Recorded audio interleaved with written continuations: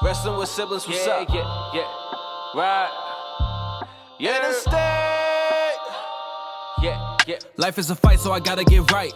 Can't have my back on the ropes. Never. This for my sister and bro. I swear that we'll make it, that's all that we hope. Life is stone cold. Get hit with a sinner, that's all that she wrote. The world that we live in has made me cutthroat. I started rapping about life just to cope. Now I spit fire like Ricky Steamboat. Straight from the bottom, got so much to gain. I had to grind just to build on my name. People call me champ, I'm feeling like Dwayne. I let it smack down, here comes the pain. Welcome to a brand new episode of Wrestling with Siblings. I'm your host, Araceli, and this is my co-host, Armando. Hi guys, I'm Armando and welcome to Wrestling with Siblings. Alright, let's get started with Monday Night Raw. And none other than Big Time Bex, the Raw Women's Champion, opens up the show and she comes out and she's like, you know what, we are less than 2 weeks away from the Royal Rumble, which will be coming to you live from St. Louis, Missouri. And she says that this is the hottest this division has ever been. And she also mentions that at the Rumble, we'll be getting a return from the Bellas, Lita, Mickie James. It's pretty stacked. I have to agree with Becky. Right now, the women's division is probably the hottest thing right now in the WWE. I mean, just look at the competition is stacked. All the superstars she has faced, she has beaten, and they have given her a competition, and they've been great matches. But now I'm looking forward to the Rumble because, like you said, all the big names are going to be there. The Bellas, Lita, you name it, they're all going to be there, and they're all going to be gunning for you, Becky. So keep an eye out on that. They're all coming for the Raw Women's Championship. And Becky continues and she says, you know what? I have made stars. Look at Doudrop. I am going to give her an opportunity of a lifetime. Because of me, she's getting the opportunity to face me at probably one of the biggest shows of the year. And she's not wrong. I think she's right. She pretty much handed Doudrop the opportunity to face her at the Royal Rumble. Now, this could possibly be like, because she knows that Liv Morgan was this close, and we're talking about this close to taking away that Raw Women's Championship from her. But it could also be that maybe she's afraid of Bianca Belair, and that's why she picked Doudrop. Maybe that's why she was like, you know what, I have an advantage if I go for Doudrop. I have to agree with you on all those points, but it could also be that, you know what, Doudrop, she kind of sees her as a weaker link, and you know what, she's like, you know, I'm more experienced. I could probably have a better chance of beating Doudrop, and she won't take me to the limit. But again, we'll see where Doudrop takes her at the Royal Rumble. It's going to be very, very interesting and a huge match for Doudrop to really prove herself to everybody and especially to Becky Lynch. It's not going to be easy, but we'll see where it plays out. And Doudrop, again, she's not happy about it. So she comes out and she's like, you know what? I earned this match. I will go through anybody that's willing to get in my way to pretty much beat Becky Lynch. And Bianca Belair comes out and she's like, this is nonsense. You talk about being the GOAT, but in reality, like, she thinks she's a lot better than Becky Lynch. And I mean, Becky's accomplishments kind of speak for themselves. I mean, there's a reason why she calls herself the GOAT. Not only that, and she's the champ. When you have the title, it means you are the best of the best in the business. And so far, nobody has been able to dethrone her. Not even Bianca Belair in the times they faced each other. And keep in mind, Becky Lynch beat Bianca Belair in 28 seconds. So, yeah, Becky Lynch kind of can call herself the GOAT because she's beaten almost every single woman on that roster, including Liv Morgan, who comes out and she's like, I am now declaring myself into the Women's Royal Rumble match. And she's confident that she's going to win it. And quite frankly, I think she should. Yeah, and after what she did and she proved to Becky that she can hang and she's got what it takes to be a top star, I have to agree with you on she's one of the potential candidates of winning the Royal Rumble. And she did take Becky Lynch up to the limit, and it was to the point that Becky had to cheat in one of those times that she faced her to get the win. But again, when you're a champion, you have to do whatever it takes and you have to survive, and that's what Becky Lynch knows how to do. And you're always at the advantage when you're the champion. And this match basically led to Bianca Belair and Liv Morgan versus Becky and Doudrop. Right off the bat, I can already tell you Doudrop and Becky Lynch are at the disadvantage because they are opponents. But all we know, Doudrop can attack Becky, Becky can attack Doudrop. We know they don't like each other. We know they're going to face each other in about 2 weeks at the Royal Rumble. But surprisingly, they were able to get along pretty well. Becky Lynch said, we should be able to win this if you follow my lead. If you do what I say, we will come out victorious. Yeah, and Doudrop was like, no, you know what? If we do things my way, we're going to win because I got here by myself without your help. So they were kind of clashing a little bit, and throughout the match, they were working pretty well together, which was very, very impressive. Liv Morgan and Bianca Belair really showcase what they're able to do. They are both huge stars, and at the end of the day, whoever wins the Rumble, they're going to have a tough battle because they have to be able to take down Becky Lynch or even then maybe Charlotte Flair. We don't know who's walking into WrestleMania as champion. As of right now, we have Becky Lynch. I don't know if I can see somebody beating Becky Lynch right now. We said it in our previous podcast. I think Liv Morgan is winning the Rumble, and I think Liv can beat her. Liv came this close to finally taking her down, but you also can't underestimate Bianca Belair. We know what Bianca Belair is capable of doing. I think both women are capable of dethroning Becky Lynch, even Doudrop. Doudrop just raw power, and we've seen Bianca Belair struggle with her. And if Bianca Belair struggles with her, Becky Lynch is also going to struggle with them. And again, I think Becky Lynch got overconfident and she's underestimating Doudrop just because of the power. 100% agree with you on that one. Now let's move on to the Kevin Owens show. He brings out his best friend, Seth Rollins. Now this is interesting because they two started off hating each other and now they're best friends. I think that's genius. I think they work very, very well together. And I think this is going to be a team that the Alpha Academy has to keep very, very close.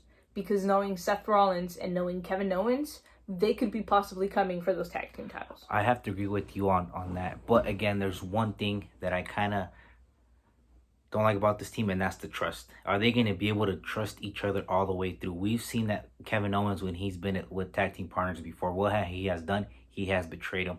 What has Seth Rollins done with all his buddies? Same thing. He has betrayed them. So is that trust factor going to be an issue? I think it is, but I don't think it's going to be right now because right now they have the common goal, and that's the WWE Championship. After that, who knows? They might be even go for the tag team titles. I like the fact that you mentioned that these two can't trust each other. And right off the bat, Kevin Owens pretty much teased it because he's like, I'm going to put myself into the Royal Rumble match. I am going to win the Royal Rumble match. And then I am going to go on to face Seth Rollins at WrestleMania. So he's already telling you he's got something up his sleeve so that he can take down Seth Rollins and become WWE champion. And I guarantee you that Seth Rollins would have done the same thing if he wouldn't have had the opportunity to face Roman Reigns. If he would have won the Rumble, he would have been like, you know what, I'm going to go against Seth, and then from there, I'm going to face Kevin Owens because he's a liar and prove myself that I am telling the truth. So we'll see. It's very, very interesting. But again, I do like them as a tag team. They've been working very well together. We saw what they did in that fatal 5-way. They took out Big E, they took out Bobby Lashley, and they took out Brock Lesnar. So this is a very, very dangerous team. Do you think Seth Rollins has what it takes to take down Roman Reigns? We know he said while he was at the Kevin Owens show that it was like taking candy from a baby. Now keep in mind, Roman Reigns has the biggest advantage. He is the champion and he has the Usos by his side. Yes, Seth Rollins has an ally. He has Kevin Owens. But you're looking at a 3-against-2 scenario here. He has gone 305 days and counting, if I am not mistaken, as Universal Champion. Do you think Seth Rollins can dethrone Roman Reigns? I think he could dethrone Roman Reigns. Why? Because he's got this. He is the architect. He is smart and a smart competitor if he plans each and every single move that he does in and outside of the ring. So can he do it? Yes, but we'll get into that later on the SmackDown episode. Damien Priest comes out and he's obviously upset and he's like, hey, KO, why don't you try not to make me angry, otherwise you might not even make it to the Rumble. And I think that's very, very interesting because over the last couple of weeks, we've seen a different side of Priest. And this basically leads into Damien Priest versus Kevin Owens. Yeah, and Kevin Owens from the get-go was trying to have a clean fight. He was basically trying to have Priest not get into that dark side that he gets, that angry mode that he turns himself into the ring when he doesn't like something or he gets mad. And Kevin Owens was at the advantage, or I want to say in control for the majority of this match. I feel like he knew exactly what Damien Priest's weaknesses were, and he was ready for that Damien to come out. He was ready for that ugly side of Damien Priest to come out, and I don't think Damien Priest was really prepared for something like that. Definitely, and again, that's where I'm going. Him and Seth Rollins, he's picked up on some of the stuff with Seth Rollins. So what does he do? Throughout the match, he's like, okay, in order for me to defeat Damien Priest, I have to pull something out of my sleeve. What does? He he fakes an injury, and Damien Priest he's not concentrated. He's like, you know what? He backs off, and out of nowhere, stunners him 1, 2, 3, and gets the first defeat for Damien Priest. Yes, very, very smart strategic move by Kevin Owens. If he does this and takes out 29 other men, I think either Seth Rollins or Roman Reigns is in huge danger, because once Kevin Owens gets into that mindset and once he starts to plan out, you know what, this is how I'm going to win and this is how I'm going to get there, he does it. So I think that is the biggest threat going into the Royal Rumble. So think about it. Seth Rollins comes out and helps out his friend win the Royal Rumble, and they could both take down the Universal Champion or the WWE Champion, and they both will be champions. So it's a smart strategy, and it works out both ways for them. I mean, if you ask me, that's brilliant. And knowing Seth Rollins and knowing Kevin Owens, I think these two are the ones that could possibly pull it off.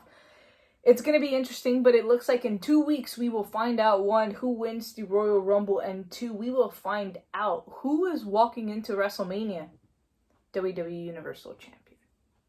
Alright, let's move on to the Alpha Academy and their graduation ceremony. Very, very interesting, because Gable comes out and he starts to give a list of his accomplishments, and he says, if I continue, I'm never going to finish. But quite frankly, we're here because of Otis. And I have to give credit to Chad Gabriel, because he took Otis when Otis was kind of lost. He didn't know where he was. He had lost his peach. So he kind of comes up to him and is like, you know what? Believe in me. I got you. I'm going to take you to success. And here's the outcome. He took him to the Raw Tag Team Championships, defeating Rated R K-Bro. Very, very impressive. Not only did he take him to the Tag Team Championships, but I think Gable says it, and he's like, I took him to his full potential. We have seen probably the best Otis that we have seen since he was in the storyline with Mandy Rose. And I think it's only up from here from Otis. I mean, we saw him become Money in the Bank champion, and now Money in the Bank winner, and now he is finally a champion. And at the end of the day, he really did greatness with Otis, and you got to give that credit to not only Gable but also for Otis for putting in that work. I think Chad Gabriel just boosted his confidence, and he's like, you know what, believe in me. We're going to do things this way and follow my training methods, and I'm going to take you to success. And he pretty much did exactly what he did. Yes, he 100% did. And we also have Riddle, who tends to interrupt a lot. So he comes out and he interrupts, and he's like, we were tag team champs like a week ago. You've only been champs for a week. How well, do you guys really think you guys can be champion for a long term? And he's like, life changes. And he's like, Gable's like, why are you even here, right? And it turns out he wants his tag team championship back. And I don't blame Riddle for actually wanting that thing back. Yeah, because if he gets it back, he knows he's going to have Randy on his side, and Randy's going to be his friend.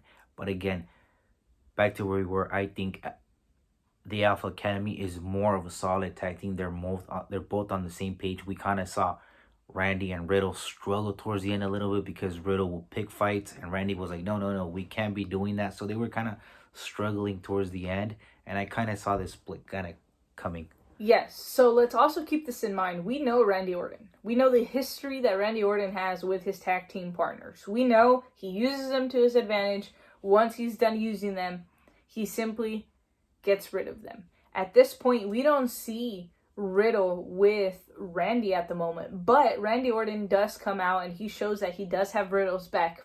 But for how long? We know eventually this friendship is going to split, and I can guarantee you this is going to hurt one person, and that's going to be Riddle. And I don't really think Riddle is really there. He really does truly see Randy as a best friend. I don't really think he sees the side of the Viper that everybody else sees, and this is going to end up tearing this friendship apart. Team apart, or friendship, whatever you want to call it. But yeah, I have to agree with you. Riddle has to be on high alert, because Randy could strike at any given moment. And like you said, history always repeats itself, and don't be surprised if Randy actually RKO's Riddle. But again, I think Riddle has grown on Randy. So we'll see where that plays out as well. 100%. Now let's move on to the very next match of the night, and that is Austin Theory versus Finn Balor. We finally see Finn come back, and we see him. He's all fired up, but we also get to see a different side of Austin Theory. He wants to prove something to Vince McMahon. Vince McMahon, we know, has been very, very tough on Austin Theory. He's given him opportunity after opportunity, but it's going to get to a point where he's going to have to do something that outshines everybody else for him to really gain Vince McMahon's attention. I think a victory over Finn Balor and the way he did it was phenomenal, was great. But again, he's got Vince McMahon to impress, and from what it looks like, it's going to be very, very hard for Austin Theory to impress Vince McMahon because it doesn't seem like he's impressed yet. But throughout the match, he did a great job. He was outsmarting Finn Balor and did his homework. I think his biggest advantage was for sure his power and his size against Finn Balor, because we know Finn Balor has that speed. He has the momentum. He is able to open up his own opportunities even when he's brought down. But someone like Austin Theory knew that, and he was like, you know what? How do I stop Finn Balor's momentum? The way for me to do that is to bring out all of my power. Every single powerhouse that I have left in me, I should bring it out to completely stop Finn Balor from beating me in this match. And I think the way he executed in the strategy that he brought into this match against Finn Balor was fantastic. And I think that ended up showing more than the outcome of the match. And not only that, but I also think Finn Balor got caught up with himself. I think he wanted revenge and he wanted to get back at Austin Theory. And I think at the end of the day, that's what ended up costing him the match. 100% agree with you on that one. Let's move on to the most recent, I guess you can call it feud, but the most recent of the friendship breakups. We have Rhea Ripley versus Nikki Ash. This is quite sad. I do feel bad for Nikki Ash because you feel like she kind of did gravitate into Rhea Ripley, and you can tell that she kind of took a liking to her, and this group really worked really, really well. It's one of those that you look at it and you're just like, this is such an odd and a weird pairing, but it works very, very well, and I was really happy with this friendship. You could compare them kind of like Randy and Riddle, if you want to go that way. Kind of oddball, odd Yes. couple. But again, I saw more of Rhea Ripley betraying Nikki Cross because, again, Nikki Ash has been the one that has been taking all the losses and pretty much cost them the women's tag team division, if you want to put it that way. And to add more fire into this pit, none other than the Queen, Selena, and Carmella come out and they're like, we were right about Nikki Ash this entire time. And basically what they caused is they caused a disagreement between Rhea Ripley and Nikki Ash. If you tell me this is a brilliant strategy, why? Because they continued to put each other against each other so that therefore this match didn't even happen. That was a brilliant strategy by the women's tag team champions because they know that every single team that they can take out, the better it will be for not only them at the Rumble, but for them at either the Chamber or Mania. The more teams they can take out from here until the next 12 weeks, until WrestleMania, they will have the biggest advantage at keeping those tag team titles for longer. And sure enough, what happened? Nikki Ash attacked Rhea Ripley out of nowhere, surprised her, and like you said, the match did not happen. So we'll see how this match or this feud continues to go down the road. I'm interested to see what's going to happen at the Royal Rumble because it's every woman for themselves. You are competing against 29 other women to actually get an opportunity at the WWE Championship. We're not talking about the tag team titles here. We are talking about the Women's Championship. Can they coexist and decide, you know what, if we get together, we can possibly take out the majority of the more women, or will they just eliminate each other? I think they're going to work together as far as they can and as far as they could go in the match. And when one of them has their back turned towards each other, one of them is going to strike and eliminate the other one. But they're going to work together. That, I'm pretty sure they are. Just because I think there's still a little bit of that friendship there. But again, it's every woman for herself at the Rumble. So don't be surprised if they do toss each other out. And at the end of the day, you're punching yourself a ticket to not only the main event of WrestleMania, but a title shot opportunity with any champion of your choosing. If you ask me, I would try to make it as far as I can with as much help as I possibly can. So if I were Nikki Ash, I would get on Rhea Ripley's good side because I'm going to need Rhea Ripley to win the Women's Royal Rumble. Yep, and when you find the opportunity, you can take her out or vice versa. So we'll see who eliminates who and how far they end up going in the Women's Royal Rumble match. Let's move on to Omos versus Reggie. This match was very quick. Yeah. And huge disadvantage. super quick. Huge disadvantage from the get-go. Size and power. Reggie tried to do what he does best, was hit and move and use his quickness, but that just wasn't enough. I think Reggie was trying to just be Reggie in general, and I think that ended up costing him this match. But we know Omos is not only a powerhouse, but we know that he learned and trained with one of the best, and that is AJ Styles. So he definitely took the focus, the mentality, and you know what? I'm going to walk into this match, and I'm going to come out a winner. And that's exactly what he did. The match was probably less than 2 minutes long. If Omos is in the Royal Rumble, this is the guy you gotta watch out for, and everybody needs to come together and toss him out as soon as he gets in the ring, because once he gets in there, he gets momentum, he's gonna be the toughest competitor you guys are gonna have to face. So if I were you guys, as soon as he gets in there, try to toss him out. Everybody. That's when everybody comes together. If you don't eliminate him when he first comes in, he's making it all the way to the end. Trust me. If he makes it to the top 5, those 4 competitors are going to have trouble just eliminating him on their own. So I would take advantage of everybody being there. Use that star power. Get him out of there as soon as you possibly can.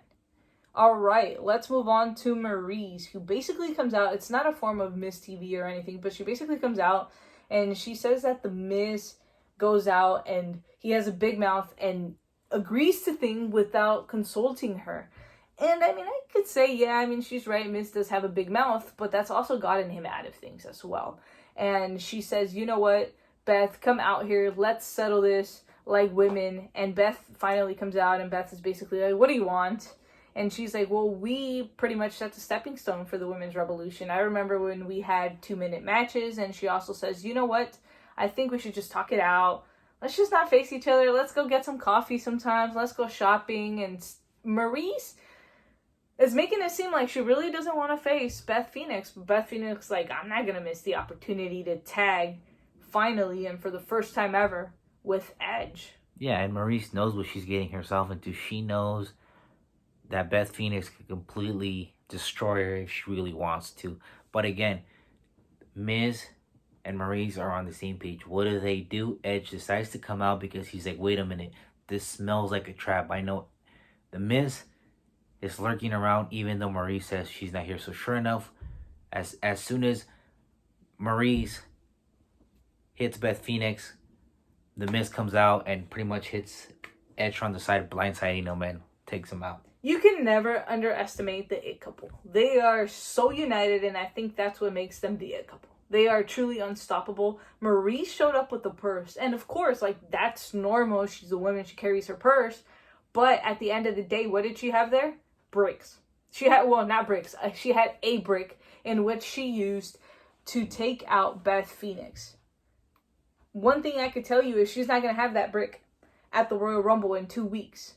However, I think the brains of the operation of this match completely is Miz and Maryse. And if I were Edge and Beth, I would be paying very, very close attention to ensure that everything goes right at their match at the Royal Rumble. And if Miz and Maryse have an advantage, it's going to be the head games. They are one up on Edge and Beth Phoenix. So that's going to be a huge advantage, and that's going to be key in the match at the Royal Rumble.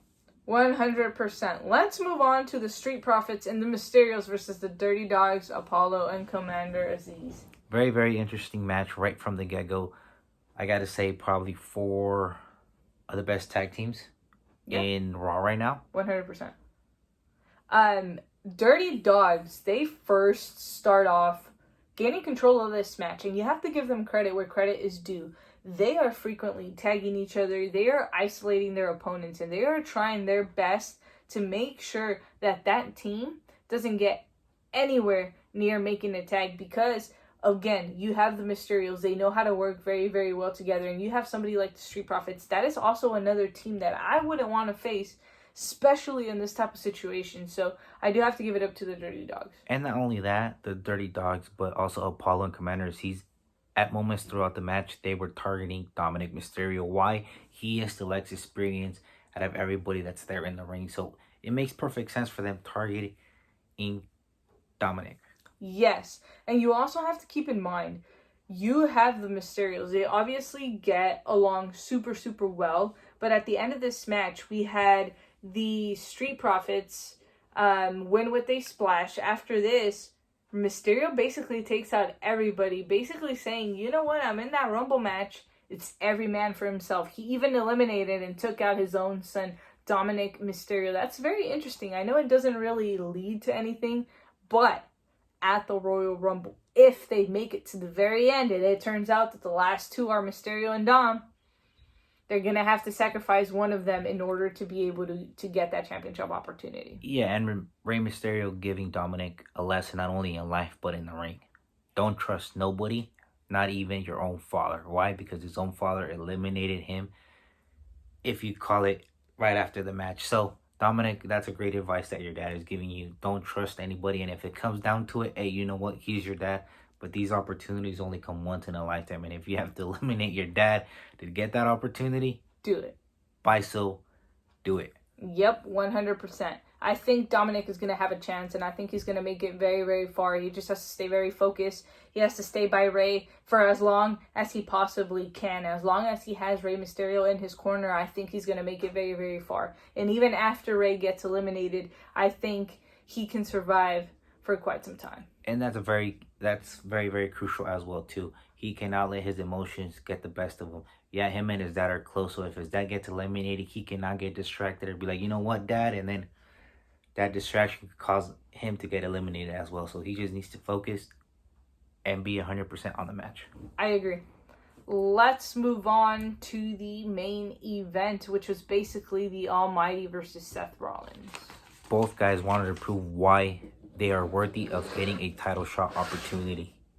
Oh yeah, 100%. But we also know that Seth Rollins is proving a point. If he can take out Bobby Lashley, Roman Reigns does not stand a chance. And this is pretty much a lesson. This is something that he's trying to prove to Roman Reigns. And if I were Roman Reigns, I'd be paying very, very close attention to this match right here. Yeah, and it's a huge match also for Bobby Lashley. Why? Because Seth Rollins in the past has also defeated the Beast, Brock Lesnar. So it was a huge test for Bobby Lashley to see where he really is at and if he could outsmart the architect, the visionary, the revolutionary Seth Rollins. I think Bobby Lashley's biggest disadvantage right now is he has so many enemies right now. He has the Hurt Business. He has Kevin Owens.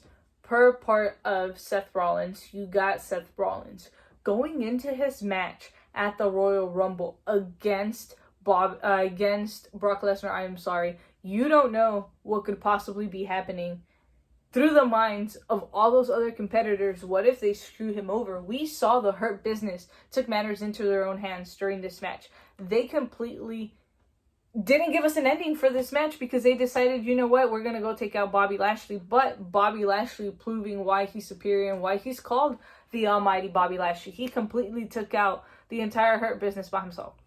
And another thing too, could it possibly be that Seth Rollins talked to the Hurt Business, to Shelton Benjamin and Cedric Alexander, and be like, hey, you know what, if you guys were part of my team, I never would have treated you like that, and kind of got him on his side? Who knows? But also Bobby Lashley mistreated him a couple weeks ago, so who knows? Seth Rollins could have also been a huge part of this as well. Maybe it wasn't even Seth. Maybe it was Kevin Owens, since he has a best friend now, and Kevin Owens tends to have a lot of this, and he has a lot of experience, and he knows how to get inside people's head. You never truly know, but Roman Reigns wanted to send Seth Rollins a message. So what does he do? The Usos go and superkick Seth Rollins, and they sent him a very, very strong message. I am very interested to see what's going to go down at the Royal Rumble, not only against the Almighty Bobby Lashley versus Brock Lesnar, which has been a match that has been years and years in the making, but also Seth Rollins versus Roman Reigns. Yeah, and you were speaking about the disadvantage and all that stuff. If Seth Rollins could manage to get the Hurt Business on his side, he could potentially use them to take out Roman Reigns at the Royal Rumble, and plus he's got Kevin Owens. So we'll see how all that plays out. And again, Roman needs to focus because Seth Rollins has this. And you have to keep in mind, Roman Reigns also has an advantage. It's the Usos and Roman Reigns. And on the other side, you have Seth Rollins, Kevin Owens, and the entire Hurt Business. So very, very, very interesting to say the least. I'm very excited for St. Louis to see what the Royal Rumble has in store for us. Let us know in the comments below what your predictions are for the Royal Rumble. We will be releasing ours next week. Yeah, and if you haven't done so, let us know who you guys think is going to be the winner of both the men's and the women's Royal Rumble. We already told you who we got, so we want to hear you guys' opinion. Just comment below and let us know.